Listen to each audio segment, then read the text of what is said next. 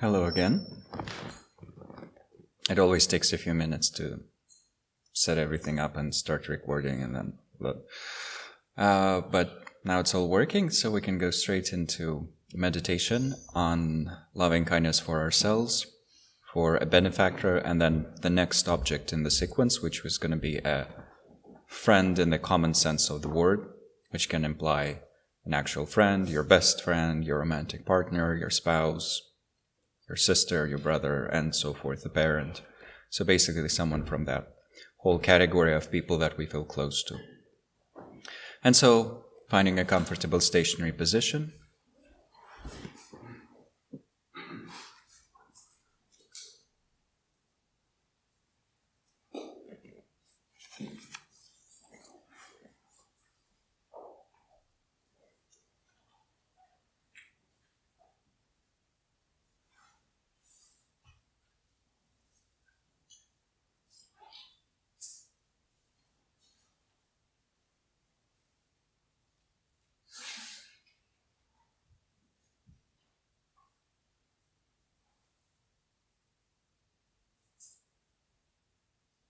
And allowing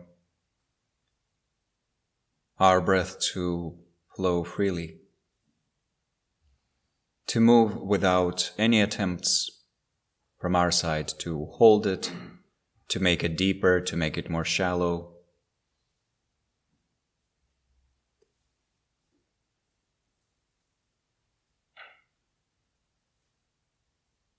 Rather, enjoying this process of profoundly releasing all the types of tension, and, to the degree that's available to us, also all the deliberate movement.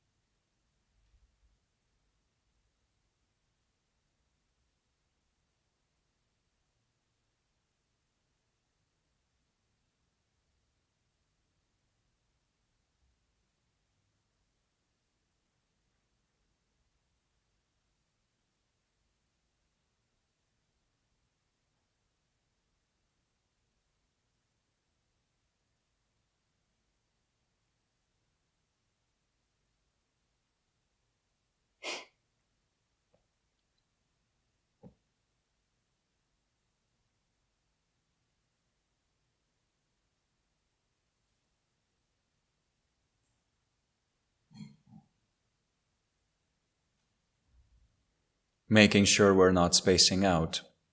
Our awareness is focused on the body and its experiences. And we are indeed releasing tension to establish greater degrees of relaxation, stillness, vigilance in the body, relaxation, stability, clarity in the mind.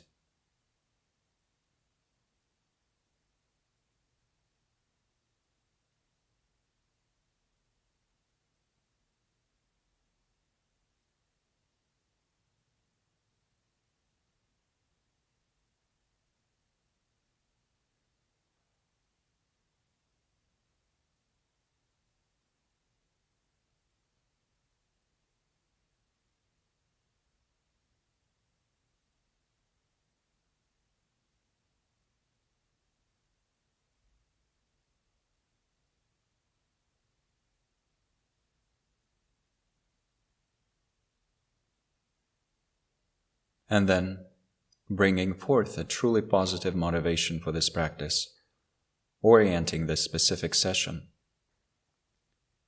towards our highest spiritual or psychological goals, such as full awakening for the benefit of all beings.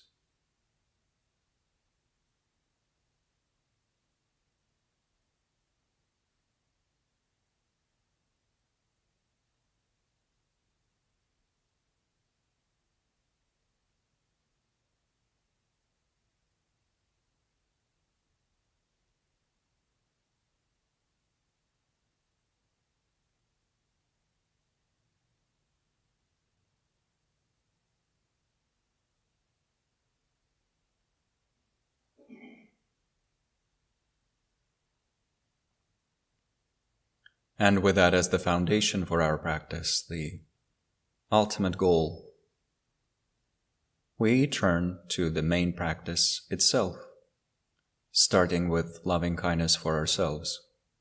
And that begins with a few moments of simply being tenderly aware of ourselves as a being, seeing ourselves in the aspect of someone who is able to attain greater degrees of well-being, but is not yet there. We're not yet experiencing the ultimate state of happiness. So, may I be happy.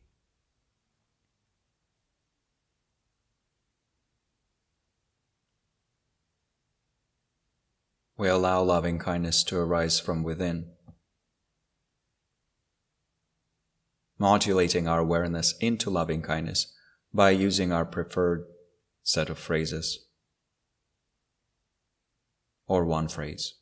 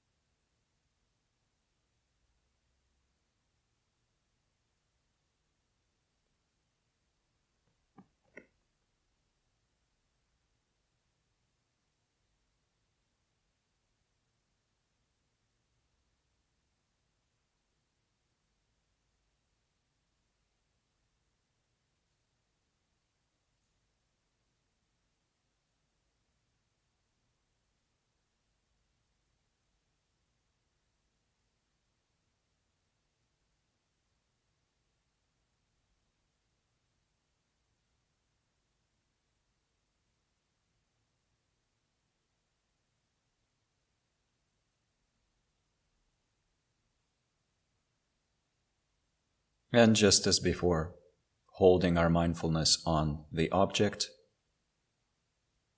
while making sure the mode of awareness is that of loving kindness. And with our introspection, occasionally checking whether our body has become tense, whether we are holding the breath for some reason, and whether our mind has fallen into laxity or excitation.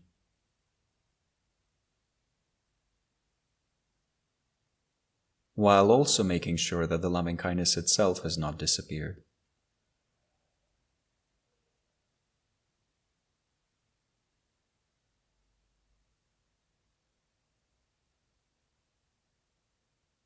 May I be well and happy.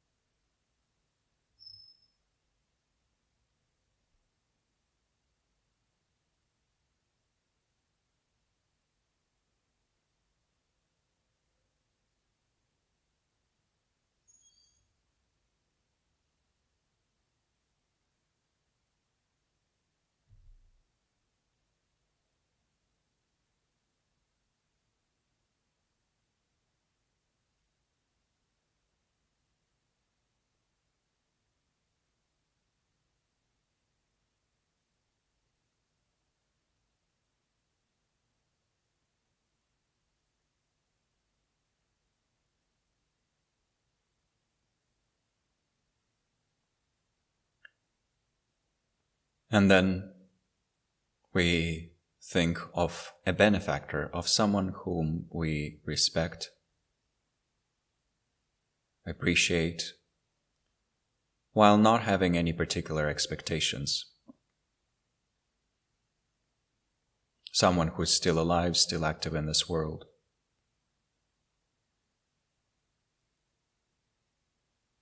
Imagining this person in the space in front of us, or simply directing our mind towards them. And first noticing that just like us, they want to be happy. They are an actual being with a mind, conventionally speaking. Holding them in tenderness.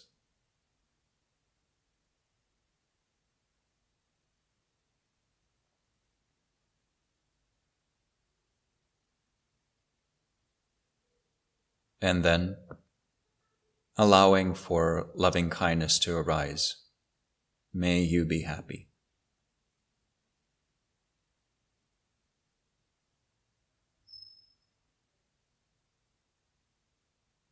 Using our phrases to generate that attitude, and then holding it with our mindfulness. Using our introspection to occasionally check on the state of our mind and body.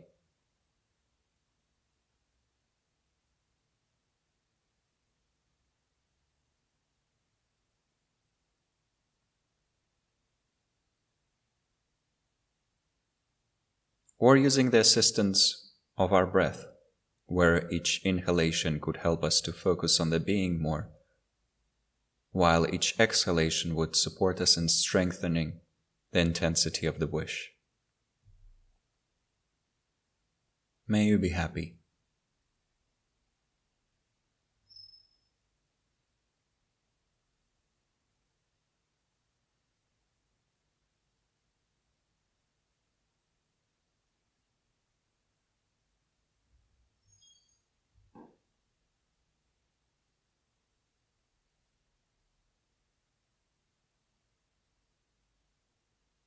Or, with each inhalation and exhalation, we're allowing the wish of love and kindness to converge upon this being from the spaciousness of the mind.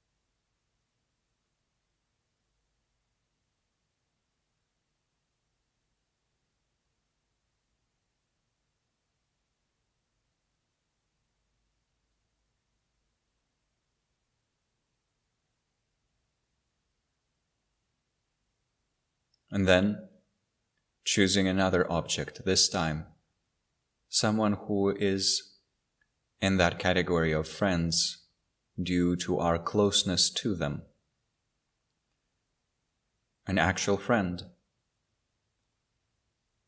If we have a best friend, they might serve as an object, or a spouse, romantic partner, a sibling, a child, a parent.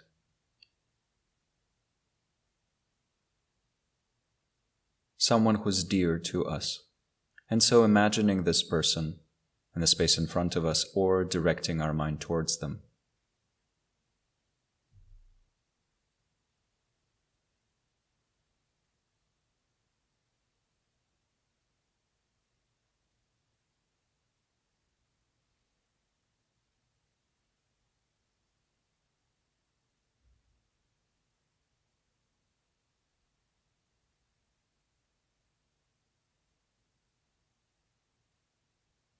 Applying empathy, knowing that just like us, they want to be happy, and they have their own vision of happiness and its causes, somewhat unique.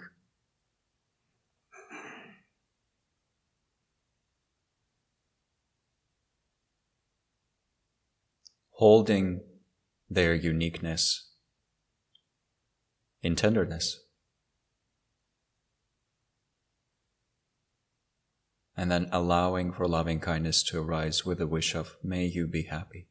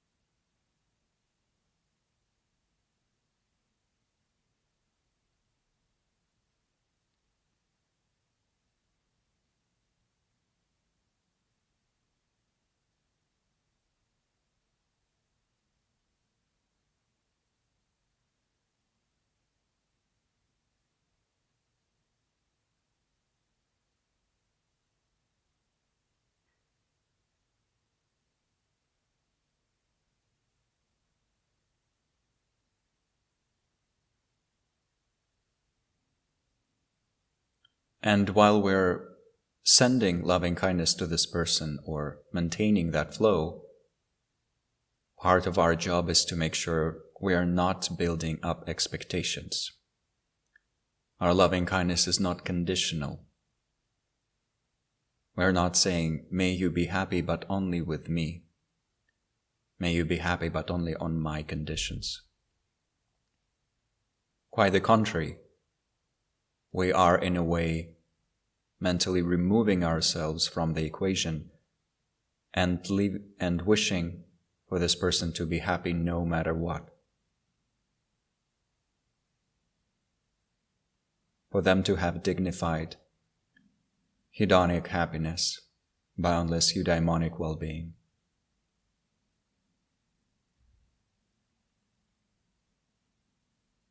Even if we were never to see them again.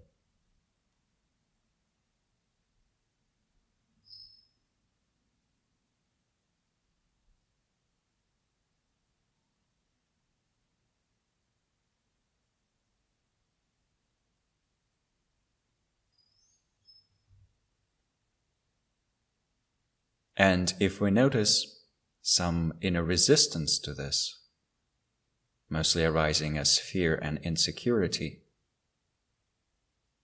clinging and grasping, we can once again channel that energy itself into loving kindness, giving more.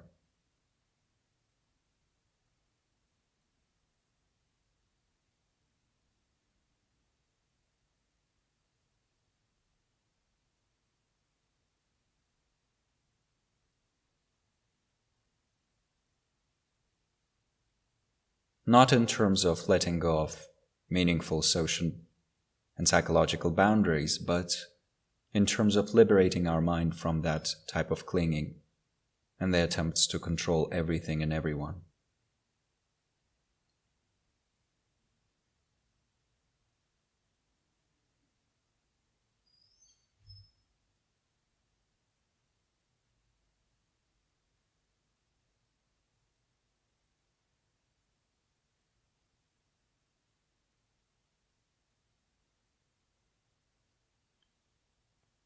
And then letting go of these aspirations,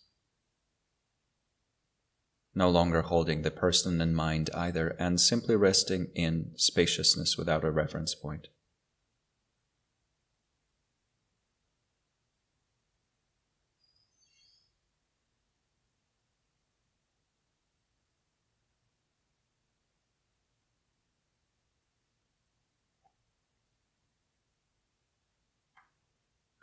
Then coming back to the body,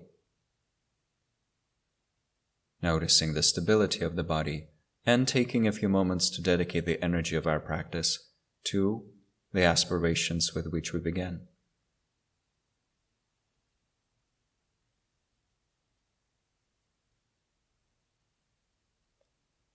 And then introducing an element of movement and concluding the practice.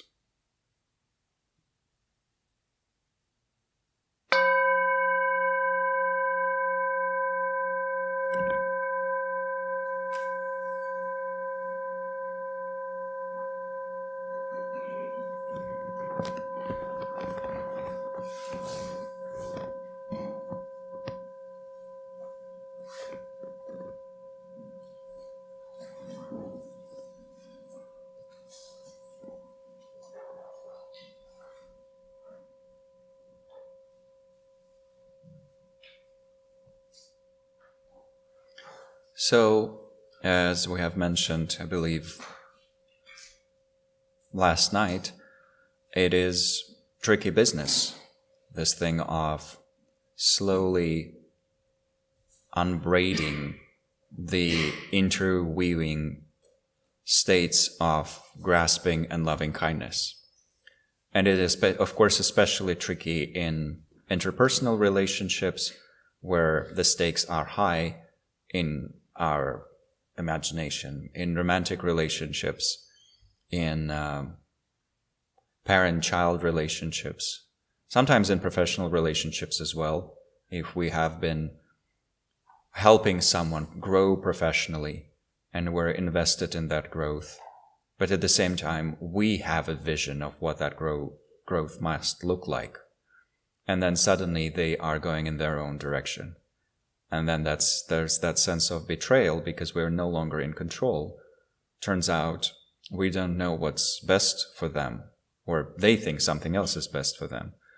And in that moment we feel betrayed or like we have been let down. But the irony of it is we have no idea what's best for ourselves either. Because when we are experiencing a painful breakup in a romantic relationship, it feels like the end of the world, and we think, oh, but that's the person I was supposed to be with. What's happening? And then 3 years later, we're like, yeah, whatever. I'm in a much better relationship right now.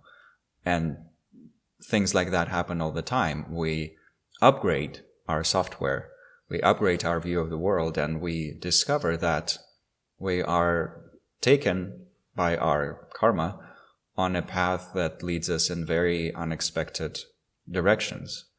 And who at the age of 7 would have thought he would be sitting in Lampeter meditating on loving kindness? That's probably not how you were intending to spend your life then. But maybe this is a good opportunity. Who knows? We can validly check, and then if we discover, yes, it is actually good that I'm doing this, it is helpful for my health, it is good psychologically. So that 7-year-old person did not really know what was in store for them. But neither does this 35-year-old person, or whatever age we currently are, not even with regards to ourselves really, let alone with regards to others.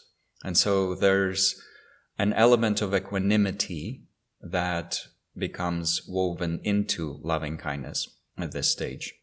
And there's different definitions of equanimity, and there's different types of equanimity depending on the context.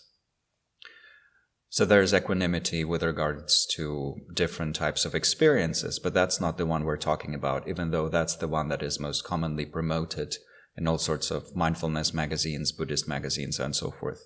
Equanimously meeting all the challenges that we face. That is one of the types of equanimity, but that one is described in a different set of teachings, primarily in the teachings on the 4 applications of mindfulness. Here we're talking about equanimity with regards to beings, treating beings with an equanimously open heart, and that one again is described in 2 ways. One is having an equally open-hearted attitude towards the categories of friends, strangers, and enemies. And that's the one that's emphasized in the Tibetan tradition, being equally open-hearted towards everyone, even if we are not particularly close to them, or if we are particularly close to them, or if we're somewhat distant. So equal openness and respect. But another understanding of equanimity that comes more strongly from the oral Burmese lineage in this day and age, and that's the one you would find in Sharon Salzberg's books, for example, is the equanimity of not being clingy and not trying to control beings, meaning you let beings live without trying to intervene into their lives in an attempt to force them to be happy. So this is the attitude that we're adding to our loving kindness here, and we're trying to discern that pure loving kindness as opposed to the love that tries to control. And that's why this object of the friends category is tricky. So if you notice any resistance while meditating on this close friend, that's okay. It just takes time and effort to keep moving towards this open-hearted loving kindness that is no longer trying to control. And it will take a long time to make that stable on the cognitive level, and then still on the behavioral level when we encounter situations where there is an element of jealousy or there is an element of betrayal, we would still feel, oof. But then, as it says in the 8 verses of mind training, the people who have been the objects of our greatest kindness and then betrayed us are actually our greatest teachers. Not simply in terms of us learning how deluded everyone is, but specifically with regards to us being able to then say, oh, I guess my love was not that unconditional. Okay. And then we transform it once again in this way. But to progress through these objects, we need to at least reach some level of that stability where we can comfortably imagine this person being happy even if we were to disappear in the next moment. And sometimes it's easier to think, well, if I were to die, then yes, I would want them to marry again and be happy. Of course I want them to be okay. But they better not leave me now while I'm alive. So then we notice that, we catch ourselves thinking that, and then we should be like, okay, then that is also something I need to work on. Not in order to actually become blank and bland in our relationships and say, yes, of course, do whatever, I don't care. No, there's still a certain social dance that we respect, and our social agreements that we establish on the basis of thinking about what works for us, for our attachment style, and so forth. All these sorts of things are still meaningful. Agreements, honesty, whatever it is that we establish in our relationship together with a specific person, any kind of relationship. And then at the same time, from our side, it is better to have that loving kindness that is more free than not. That is more free from conditions that we put up, that we put forth. So we play with that. And once again, it might take time. And for that reason, it is so tricky. So to go back to our... So this state of mind that is clinging attachment is one of the 2 opposites of loving kindness. And that's the one that we're facing at this stage. When we reach the category of enemies, we will reach the other obstacle, which is hostility or dislike. We can translate it in different ways. Basically, not wishing for someone to be happy. But we'll talk about that when we go to that category. Right now, with regards to our loved ones or benefactors, it should not be arising that much. Yes, they are annoying sometimes, but generally we are okay with them. That's why we put them in the category of friends. So to go back to page 2, and we will do one more meditation in 10 minutes. Loving kindness has the aspect of friendliness, and friendliness is, of course, the literal translation of, or one of the literal translations of Maitri, based on the word mitra, friend. And if we were to ask ourselves, what is friendliness? It would be good to define it as loving kindness. What does it mean for someone to treat us in a friendly manner? We usually think of some... Yes, please be careful. We usually think of some... It was very friendly on behalf of everyone around there. We think of friendliness as being nice and smiley and talking politely, and those are outer expressions that might come from friendliness. But the attitude of friendliness would probably mean that someone wishes us to be well. So if we are entering a coffee place and someone is welcoming us with a smile and offering us something, we would prefer for them to actually wish for us to enjoy our presence there, and not to simply go through the motions of saying the words and smiling, but not really meaning it, right? We prefer people to actually be friendly. So the friendliness at the level of our heart and mind is that attitude of wishing for us to be happy. And wishes for beings to have well-being and happiness. That's what it does as a state of mind. Then it says here, it does not entail, first, I like everything. So what does that mean? It does not mean that if we are adepts of loving kindness, we would equally like every type of behavior on behalf of other people, because different types of behavior are not equal to each other. There are types of behavior that are harmful, problematic, and it is also totally possible for us to be uncomfortable with something simply in terms of our cultural conditioning. So maybe we were brought up in let's say, with the British ideas of politeness, and the Tibetan ideas of politeness are very different, couldn't be more different. So then meeting a polite Tibetan might come as a bit of a cultural shock to us because they're polite in a very different way. But none of that would mean that we are devoid of loving kindness. We can still wish for this person that we've just encountered to be well, and yet we are kind of allowed to be taken aback or uncomfortable with something. We're absolutely allowed to also establish healthy boundaries in relationships. So if anyone ever says, oh, I thought you were practicing loving kindness, and now you're not returning my 70 calls a day, that's emotional manipulation. I get a lot of that when people message me on social media or email me, and then if I'm unable to respond, or if I say, please contact me through this channel instead of that channel, I'm like, oh, I guess you're Buddhist. The entire Buddhist practice was all just pretense, because if you actually were a proper Buddhist, you would be answering my demands as soon as I have them. That's just emotional manipulation. That's ridiculous. So for that reason also, we're perfectly allowed to and encouraged to, if we have loving kindness for ourselves and for others, to establish clear, healthy boundaries. For example, in romantic relationships, where or in friendly relationships, where it's okay for us to say, hey, this is now bordering on abuse, actually, so let's talk about this behavioral pattern and make sure it does not occur again.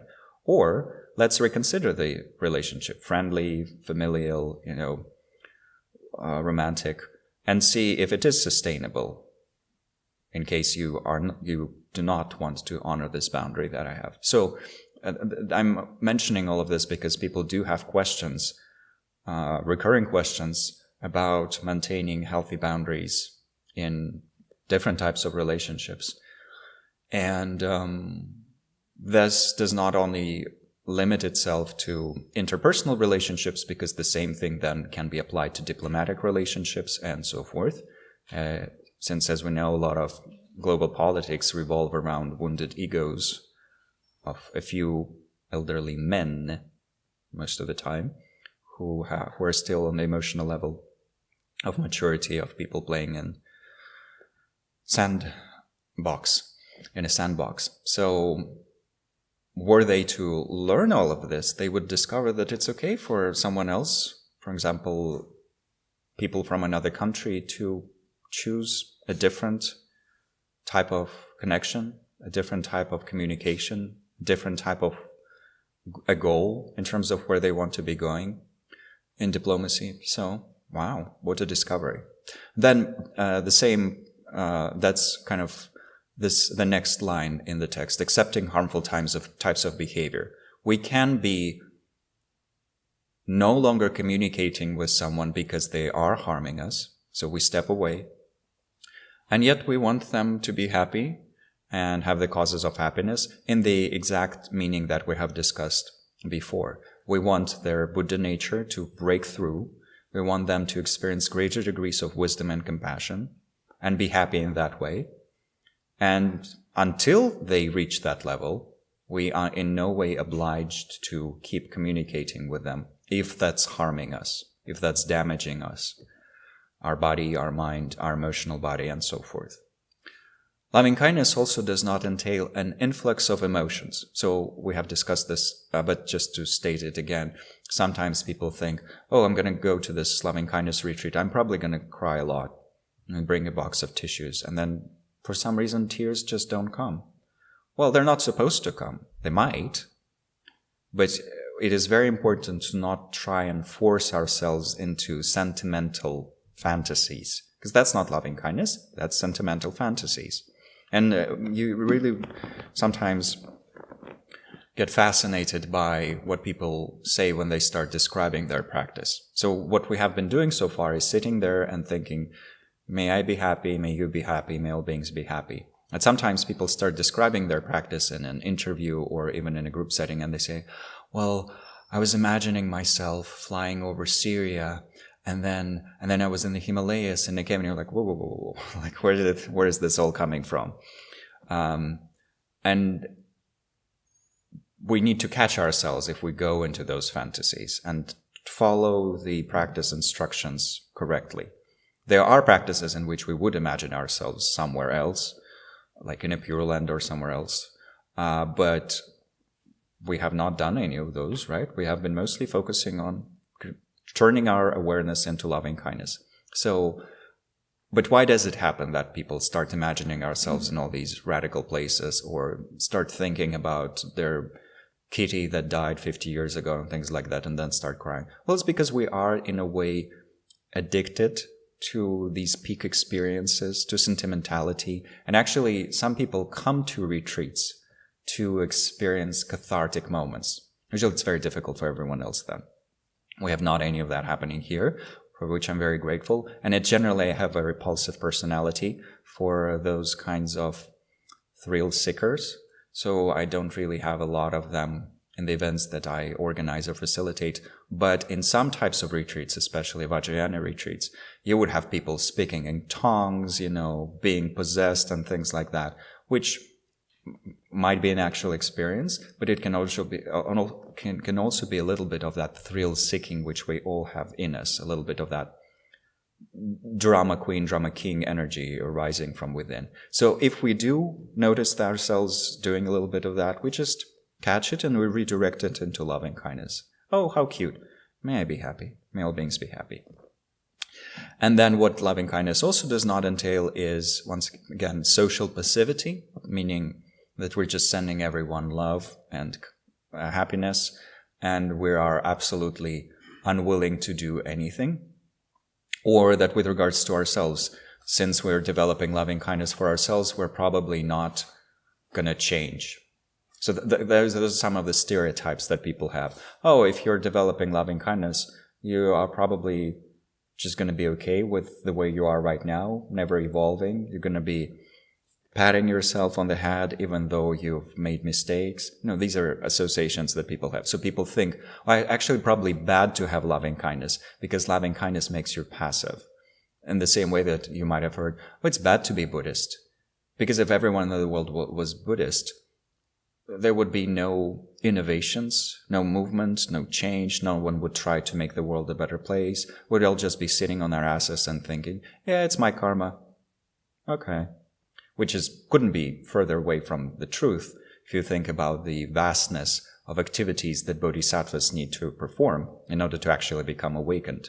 But these are some of the stereotypes that people have with regards to Buddhism in general, mindfulness and all these things like that. And it's also true that some organizations that are introducing mindfulness for their employees are using it as a tool to avoid litigation, to not pay fair salaries, to protect people from burnout, where burnout actually means exploitation and so forth.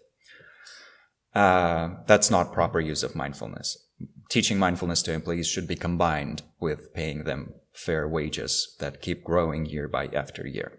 So that's another thing. But the good thing is that when employees are taught mindfulness properly, not just being aware of everything in the present moment, but also when they're led to the cultivation of cognitive intelligence, emotional intelligence, cognitive intelligence, all of that, they become quite aware about the potential social inequalities, injustices, and so forth, and they have much better chances of unionizing and standing up for those fair wages. In the same way that environmental activists can use all these skills, including loving kindness, to be much better at environmental activity, which is why quite a powerful streak of environmental activity is coming from Buddhism in general, from Thich Nhat Hanh's community in particular, and from many other communities as well. Why? Because loving kindness is channeled into attempts to protect the entire planet. And it's not at all passive, so to not think of passivity. And now we can go back to meditation and do the same thing again, training with the category of friends. So please kind of find a comfortable position and stretch if you need to.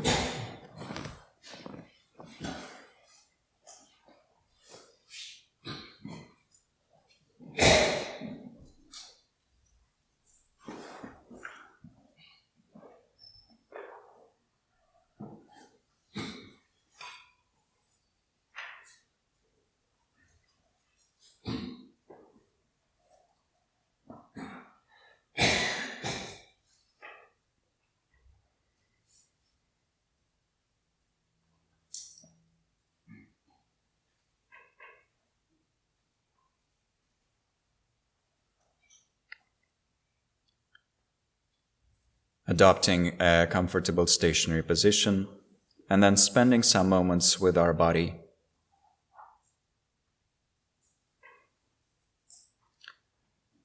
To go deeper into the union of stillness, silence, and spaciousness.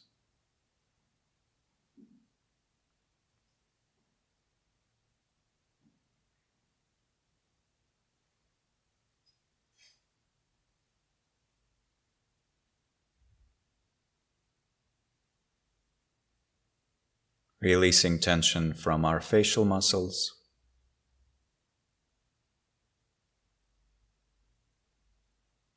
our shoulders,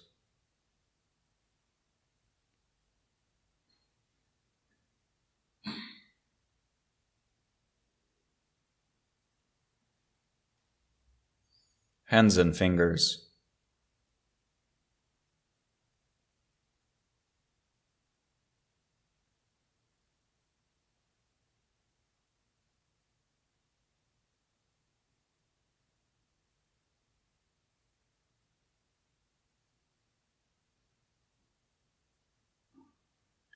muscles of the pelvic floor,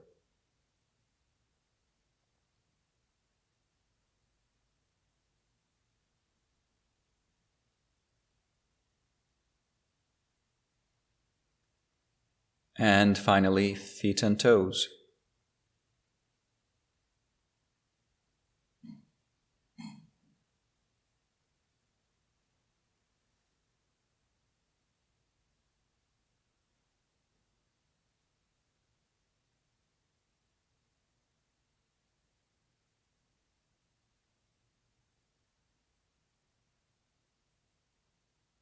allowing the waves of breathing, the tactile waves rushing through our body, to help us undo all the knots of tension, while harmonizing the flow of energies in the body.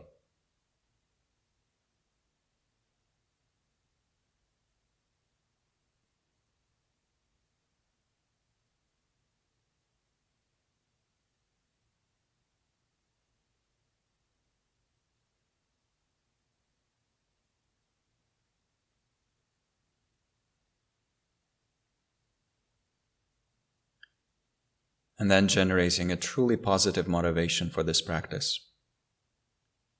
Coming back to our highest goals for contemplative life and contemplative practice in general. May this session as well contribute to the realization of those.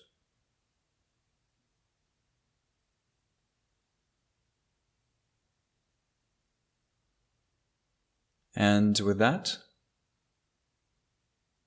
bringing tenderness and appreciation to ourselves as a bundle of energy, a conscious being, and activating loving kindness, allowing it to spring forth from our basic goodness, with just a little bit of help from our phrases.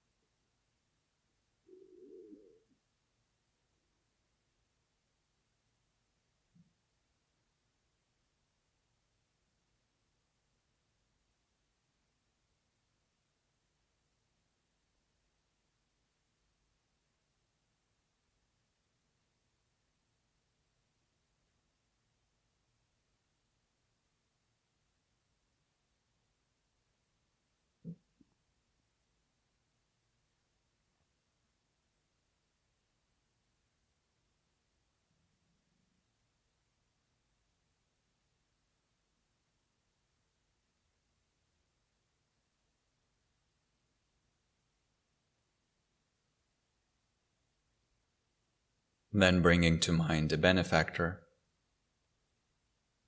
imagining them in the space in front of us or orienting our awareness towards them, holding them in empathy and tenderness,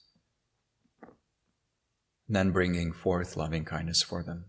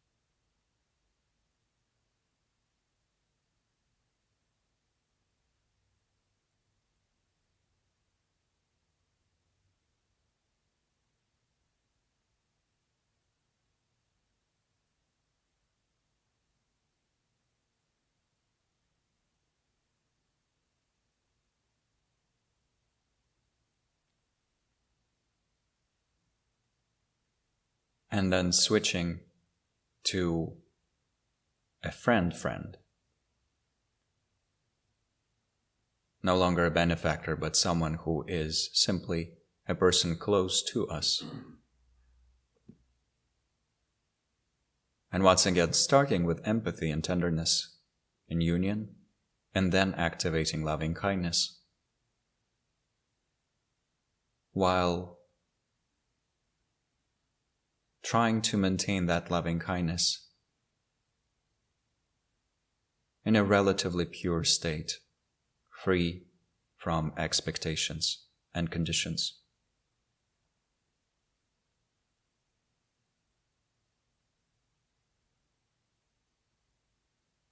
Wishing for this person to flourish in a way that's right for them.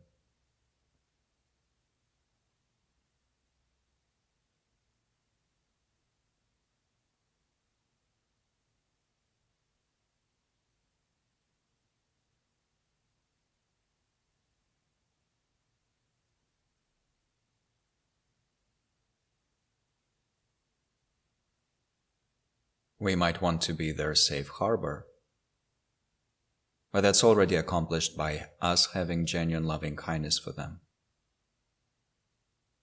And it is not accomplished if we try to control them.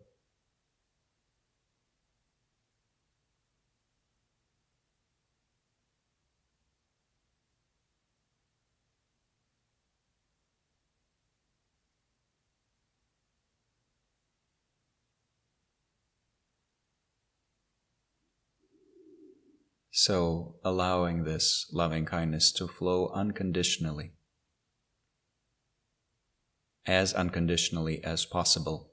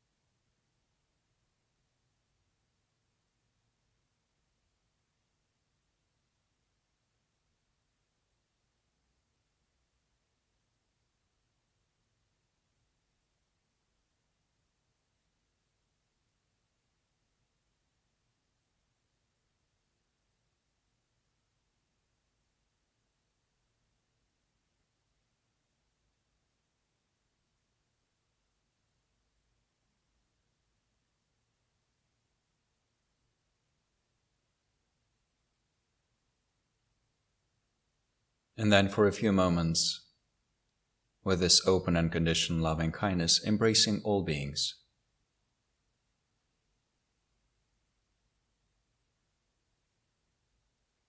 Wishing for them to flourish in their own unique ways, which would lead them to that fairly universal state of eudaimonic well-being.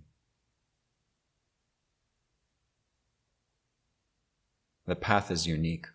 The goal is the same.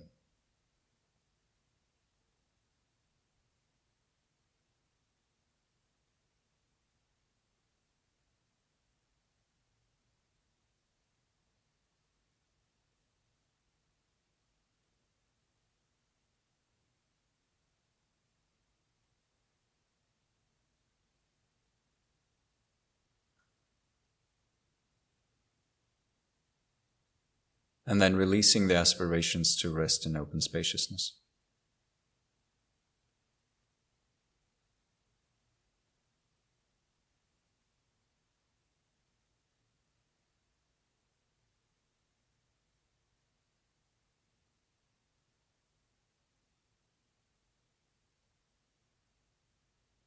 Allowing thoughts of dedication to arise from that spaciousness. Dedicating the energy of our practice to our highest aspirations once again.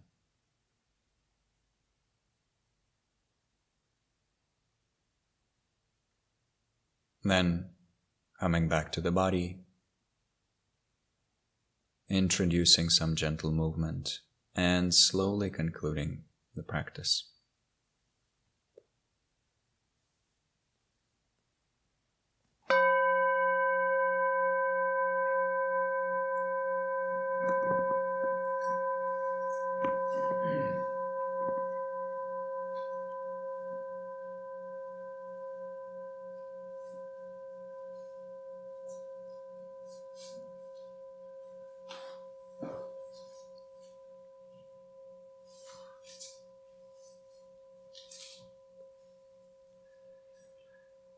So we now have a beautiful opportunity to harvest some joy during lunch. And then once we have nourished ourselves with that, we can contentedly think, may all beings be nourished and happy. And that's the way of turning lunch into loving kindness. So let's enjoy that and reconvene after the break. Thank you.